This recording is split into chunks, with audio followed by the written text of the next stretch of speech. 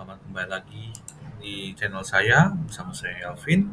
Pada video kali ini saya akan membahas tentang basic permission management di dalam Linux ya teman-teman.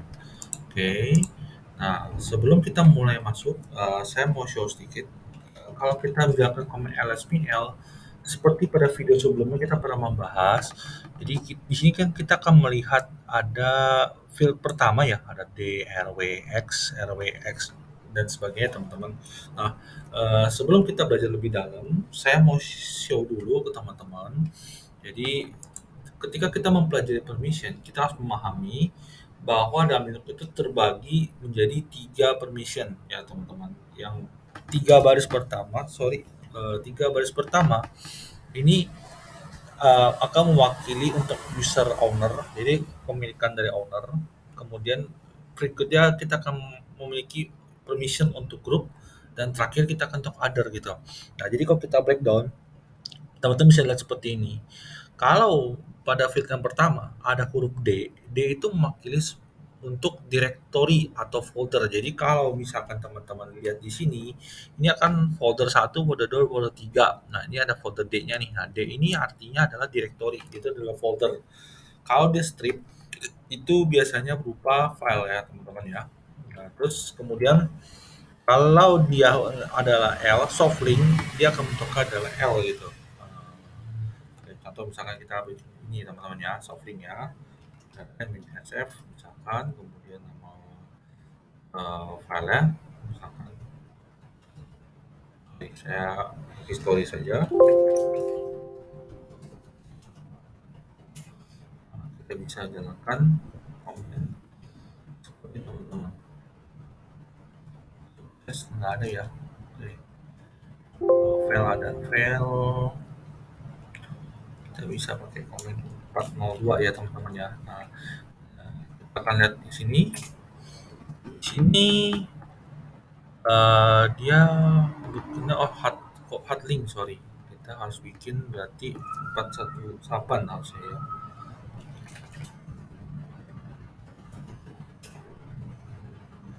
417. Nah, di sini kita akan lihat depan ini adalah hurufnya adalah L. L ini artinya dia ini adalah link ya teman-teman ya. Oke. Nah, untuk memahami lebih dalam, saya mau jelas sedikit. Jadi untuk permission, kan kita kan tadi kan ada ya, kalau kita lihat di sini RWX, R step gitu. Nah, R ini mewakili artinya adalah read, W ini ada write, X ini adalah execute gitu ya. Nah, kalau kita breakdown teman-teman, jadi kan karena komputer itu kan menggunakan bahasa binary ya. Jadi dia akan mewakili, contoh misalkan gini teman-teman, RWX ini saya bikin notepad aja ya, biar lebih enak lihatnya. Oke. Anggap saya bikin seperti ini teman-teman. RWX. RWX itu kenapa bisa angkanya 7 teman-teman? Jadi kalau di dalam komputer kan dia menggunakan bahasa binary. Jadi sebenarnya hardware atau mesin itu mengenali menggunakan metode 1011010 gitu. Jadi kalau dia formatnya RWX berarti kan field pertama itu satu ya, satu, field keduanya juga satu, field ketiga juga satu gitu. Jadi kalau kita jadikan binary itu sama dengan 7 gitu. Nilainya sama dengan 7 gitu. Jadi kalau kita menggunakan 7 itu sama dengan nilai RWX. Kalau RW, misalkan RW strip, itu artinya kan kayak gini ya teman-teman ya. 110, dimana artinya kalau kita convert jadi binary, ini adalah 6. Kemudian kalau RX ini, jadi 101, kan? Karena ini kan strip itu wakili angka 0 ya, jadi 101 itu adalah 5. Nah, buat teman-teman yang masih bingung, teman-teman harus belajar juga cara convert menggunakan battery atau juga teman-teman bisa menggunakan kalkulator ya. Kalkulator di sini. Jadi kalau teman-teman berada di sini ya, atau misalkan saya jalanin menggunakan kalkulator dari bawaan Windows. kemudian saya ubah menjadi metodenya adalah programming ya, programmer ya. Kalau saya ketik angka 7 di sini, teman-teman akan mendapatkan binary adalah 0111. Nah, kita ambil adalah angka belakangnya 1111 gitu. Jadi kurang lebih kenapa bisa seperti hitungan seperti ini adalah convert dari binary ya teman-teman. Nah, sampai sini kurang lebih dasarnya kurang lebih seperti itu tentang binary. Nah, kemudian kayak tadi kita bahas di permission di Linux itu ada tiga tipe, yaitu yang pertama adalah user, kemudian permission kedua adalah untuk grup, yang ketiga adalah other. Maksudnya begini, misalkan saya punya file, misalkan user saya adalah admin, kemudian saya membuat file namanya file 1.txt, ya kan? Nah, file ini akan bisa diakses oleh tiga tipe. Yang pertama adalah usernya sendiri yang akses, yaitu adalah admin gitu kan. Kemudian grupnya, misalkan saya mendaftarkan grupnya adalah grup well. Nah, berarti file ini bisa diakses sama semua orang yang menggunakan satu grup gitu. Kemudian other, misalkan saya bikin nama saya ada Elvin, saya mengakses sebagai other gitu. Jadi kita bisa tentukan permissionnya gitu ya teman-teman ya. Jadi ada tiga tipe, yaitu contoh kalau di sini. Nah, contoh kita bahas di sini kalau kita LSPL ini kita ambil contoh yang tipe file ya. Nah, tipe file txt. Nah, kita bisa lihat file txt ini sebenarnya diakses permissionnya RW read write untuk usernya sendiri, kemudian untuk grupnya cuma bisa ngelakukan read, kemudian other juga bisa melakukan read. Nah, kita bahas detail ya. Nah, ini untuk tabel permissionnya teman-teman. Nah, kalau permissionnya tipenya adalah R dan ini apply kepada file, contoh misalkan pada file ini kan nama file ya. Nah, kalau yang step ini file nih. Kalau dia tipenya hanya read, jadi filenya hanya bisa dibuka, teman-teman, dibaca doang. Tapi dia nggak bisa diedit atau diubah atau di-delete gitu. Nah, kemudian kalau kita tipenya adalah write, cuma bisa write, jadi dia bisa edit konten di dalamnya atau file. Tapi kalau untuk directory, dia bisa untuk melakukan create file sama delete file gitu teman-teman ya. Nah, terus kalau R di directory dia untuk melihat isi di dalamnya. Jadi kalau kita nggak ada permission R untuk di foldernya, kita nggak akan bisa melihat isi ls di dalamnya gitu. Contoh misalkan saya login sebagai admin, kemudian saya ls permission untuk root, pasti saya akan dapat permission denied teman-teman. Oke. Nah, kemudian kalau untuk execute itu untuk jalanin komen. Misalkan kalau kita punya script, bash script.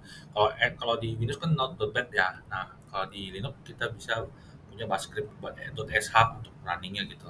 Nah, kemudian kalau untuk X di directory itu untuk rename nama direktorinya gitu, teman-teman. Atau kita lakukan perubahan lah direktorinya. Kurang lebih seperti ini untuk penjelasannya. Nah, kita masuk ke praktek dulu ya teman-teman ya, gitu ya. Nah, kita akan mempunyai nanti kita akan bikin 3 user, yaitu adalah Andi, Budi, dan Charlie gitu ya. Di mana Andi itu merupakan grup dari sales, jadi kita akan bikin 2 grup dan 3 user.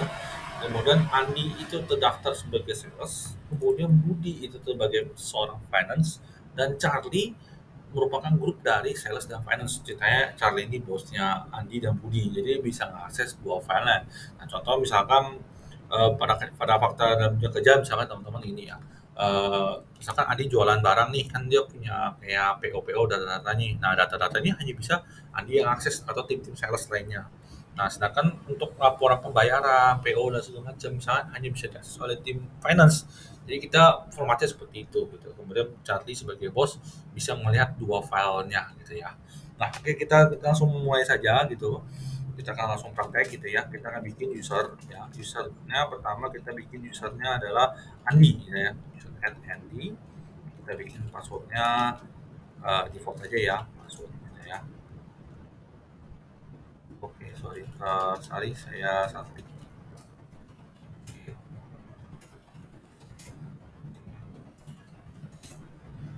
Dan saya bikin user juga untuk user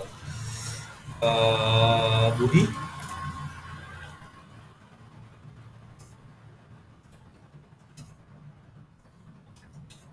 Kemudian saya akan menambahkan user Charlie.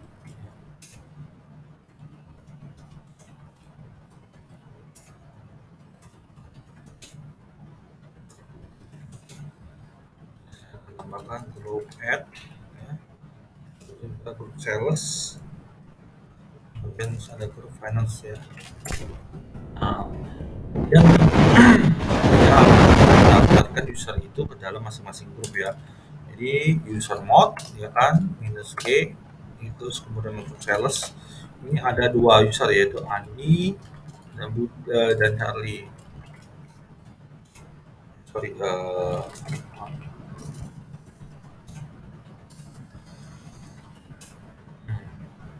dan untuk finance ada Budi dan Charlie. Jadi kalau teman-teman lihat di sini nanti ETC Group, ya, ini akan terdaftar finance itu adalah Andi, sales itu saya ketinggalan satu, masa Charlie masuk ya. Saya ini aja deh via GLP.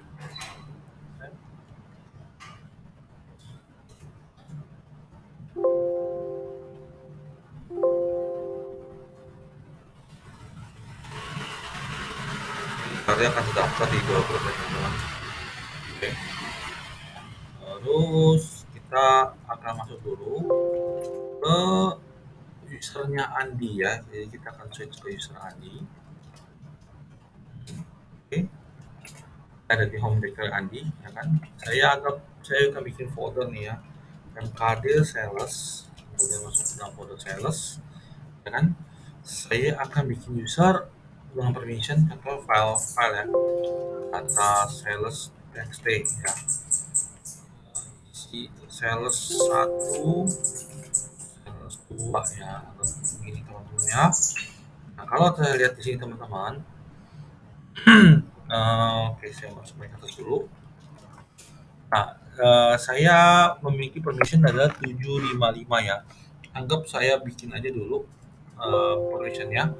Jadi saya mau show dulu ke teman-teman. Untuk mengubah format dari permission, kita ada dua tipe, yaitu ch-on.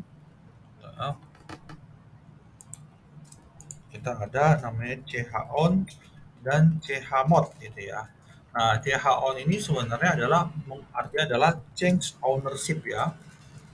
Change ownership. Jadi kita bisa mengubah file ini atau folder ini untuk siapa gitu. Jadi ch-on. Nah, kemudian kita ada ch-mod, itu adalah change modified. Jadi untuk mengubah ubah untuk permission ini nih, RWX yang gini. Nah kalau ch-on itu yang diubah adalah dua file ini gitu. Nah sebagai teman-teman mungkin lupa, saya ingatkan kembali, yang field yang pertama ini untuk wakili untuk user ID, username. Kemudian ini adalah nama grupnya gitu. Nah kita bisa mengubah file ini menggunakan komen ch-on. Nah, ini biasanya yang dipakai, dan operatornya bisa menggunakan kata titik atau titik dua gitu. Jadi contohnya komennya lagi ch-on user titik group kemudian nama file, ini formatnya ya, atau juga bisa menggunakan user titik dua group nama file, ini formatnya ya.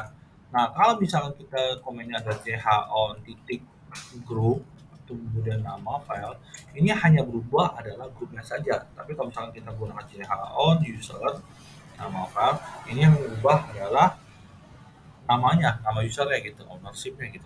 Contoh misalkan saya bikin file nih, misalkan ya sampel file. Oke, saya show. Ini kan permissionnya adalah ownershipnya adalah Andi ya teman-teman ya. Kalau misalkan saya gunakan komen ch-on, kemudian saya jalankan komen Andi, ya kan, kemudian saya jalankan titik, ini adalah grupnya adalah sales, ya kan, sampel file. Kalau kita ls, dia akan berubah teman-teman ya, jadi sales gitu. Nah, kalau misalkan kita ubah, ya kan, permissionnya menjadi ini sebenarnya teman-teman, Andi finance nih, contoh misalnya ini. Kita bisa menggunakan ch on titik dua finance ya.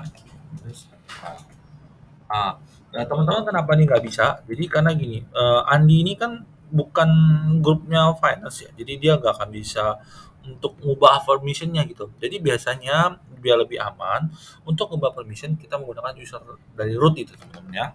Nah, kita akan pindah dulu sebagai user root ini, kemudian kita masuk ke home Andi ya. Teman-teman biar ya. Nah, saya pengen ngubah permission jadi ch on Andi, kalau pakai titik aja, kemudian finance, kemudian file. Nah, otomatis permissionnya akan menjadi ownership-nya adalah finance itu teman-teman itu. Nah, contoh kita baca begini teman-teman.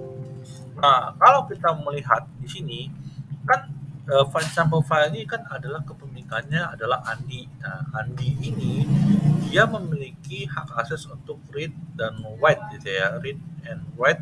Kemudian kalau untuk user grupnya hanya bisa untuk read saja teman-teman itu. Nah, contoh misalkan ini, saya sebagai Andi ya, saya read file ya, kan? Saya pasti bisa nih teman-teman. Nah, ini bisa ya namanya. Nah, tapi kalau kita pindah grup, saya pindah sebagai Budi ya. Sebagai Budi. Pindah dulu. Oke, kita login sebagai Budi. Sisi kita kan ada di home Budi ya teman-teman. Kalau kita login ke home Andi, pasti kita akan gagal teman-teman. Apa? Karena permissionnya adalah Andi itu cuma bisa gini teman-teman. Andi itu hanya RWX untuk user Andi saja teman-teman ya. Nah, supaya dia bisa mengakses folder ini, maka Andi itu harus ditambahkan dulu permissionnya teman-teman ya. Nah, saya harus exit dulu sebagai root ya kan. Saya login sebagai root dulu teman-teman. Kemudian yang saya lakukan adalah saya masuk ke folder home ya. Ini kan kita melihat di saya hapus saja folder Elvin karena usernya sudah saya hapus ya teman-teman. Nah, jadi karena permissionnya adalah 7000, berarti yang bisa akses hanya user itu sendiri gitu.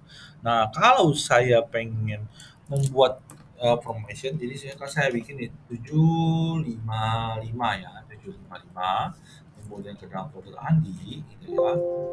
Jadi, akan kemudian saya login sebagai Budi, ya kan. Saya pindah ke home Andi, saya pasti langsung bisa teman-teman.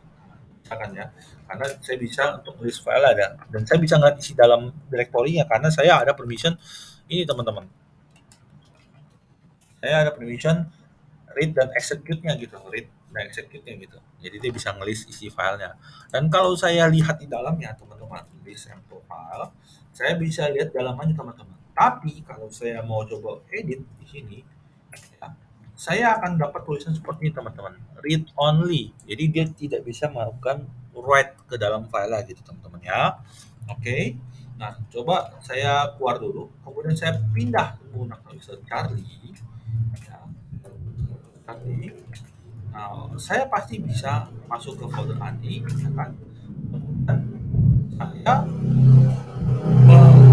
melihat juga ya, sorry, file sampel file ini saya bisa ngelihat nih, tapi saya juga nggak bisa melakukan perubahan. Nah, kenapa nggak bisa melakukan perubahan? Karena permission untuk grupnya belum saya share teman-teman ya. Jadi untuk sampel file ini belum ada permission write-nya gitu buat user di sini. Kita lihat cuma dari doang nih.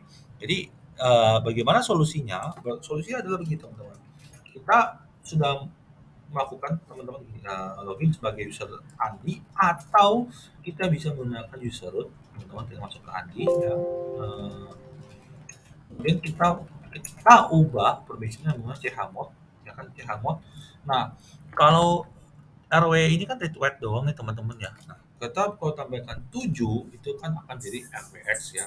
Nah, kalau kayak tadi kita bahas tadi, nah kita anggap kita nggak mau berubah ya, kita anggap kita mau cuma request aja, berarti cuma RW ini ya, itu 6. Nah, kita lihat di sini tadi ya. RW itu artinya 6 ya.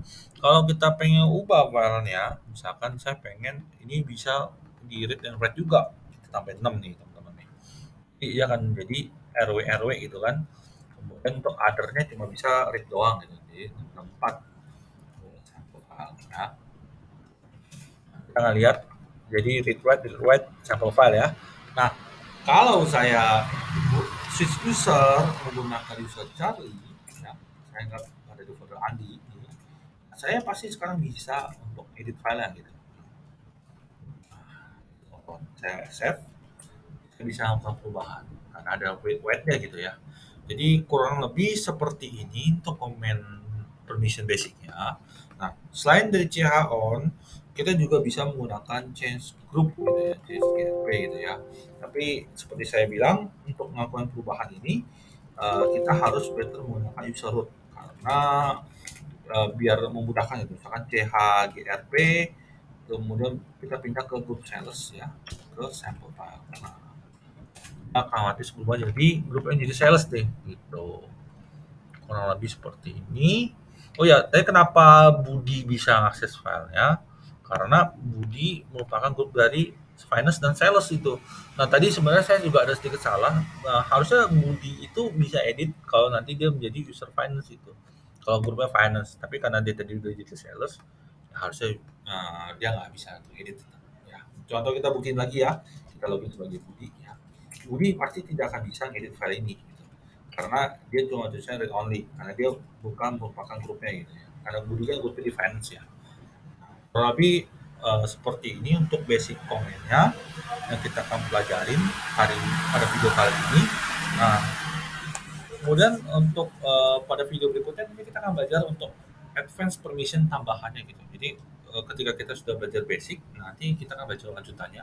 Di mana advance itu nanti kita akan bahas untuk user permission yang advance seperti SID, SUID, SJID, kemudian ada sticky bit, kemudian ada ACL. Nah, biar nggak bingung sedikit, saya mau show sedikit itu ya. Jadi kita di Linux itu ada namanya ACL, yaitu access control list ya. Nah, ACL ini fungsinya untuk seperti tambahan gitu untuk permissionnya. Jadi kita kalau di Red Hat ada namanya Selinux teman-teman. Selinux ini fungsinya untuk permission tambahan.